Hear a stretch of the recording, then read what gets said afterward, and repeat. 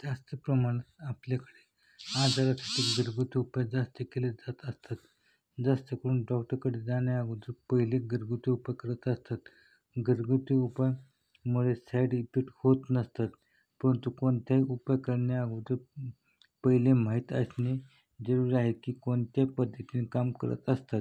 जर आपण चिकनगुन्यामध्ये पपईचे पाने, तुळशीचे पाने, ओवा, लसूण खाण्याचा सल्ला दिला जातो, पण आपणास माहीत आहे का हे खाण्याने का सांगितले जात असते?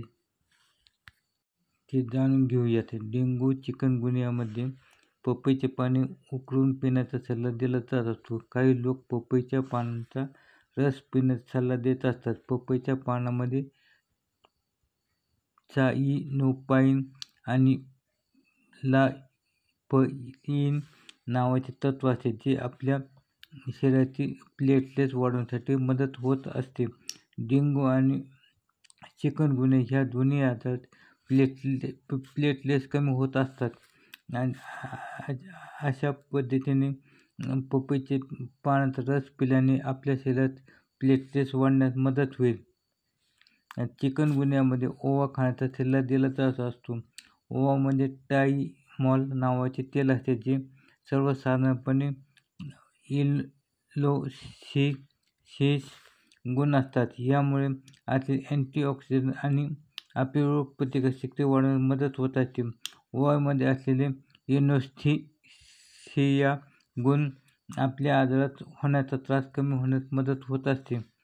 तसेच तुळशीच्या पानांचा उपयोग औषध स्वरूपात केला जात असतो. तुळशीच्या पानामध्ये युजिनॉल, क्रिप्टोनिऑल, लिनोलॉल, क्रिस्टर, लिमोनाइन, टर्पिनॉल असे ऑइल असते. यामुळे ताप थांबण्यास मदत होत असते. याबरोबर ह्यामध्ये असलेले इनॉइल्स शरीरात येणारा थकवा कमी होण्यास मदत होत असते. त्यामुळे अँटीऑक्सिडंट आणि बीटा कॅरोटीन आपली रोगप्रतिकारशक्ती वाढवण्यास मदत होत असते. लसणाचा उपयोग आपण मसालेदार पदार्थ बनवण्यास केला जात असतो. याबरोबर हे घरगुती औषध पण आहे.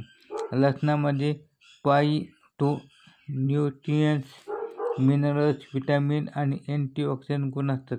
लसणाच्या पाकळीत असलेले ऑलिसिन अँटीव्हायरस सारखे काम करत असते. अशा चिकनगुन्या आणि डेंग्यूमध्ये लसूण खाणे फायदेशीर ठरत असते. डेंग्यू आणि चिकनगुन्यामध्ये शेवगाच्या फळांचे सूप पिण्याचा सल्ला दिला जात असतो. शेवगाबरोबर शेवग्याचे पाने सुद्धा खूप फायदेशीर असतात. शेवगामध्ये व्हिटॅमिन ए भरपूर प्रमाणात असते. त्याचबरोबर व्हिटॅमिन B6 आणि व्हिटॅमिन B1 सुद्धा असते. शेवगामुळे आपली रोगप्रतिकारशक्ती वाढत असते आणि मांसपेशीमध्ये मजबूती येत असते.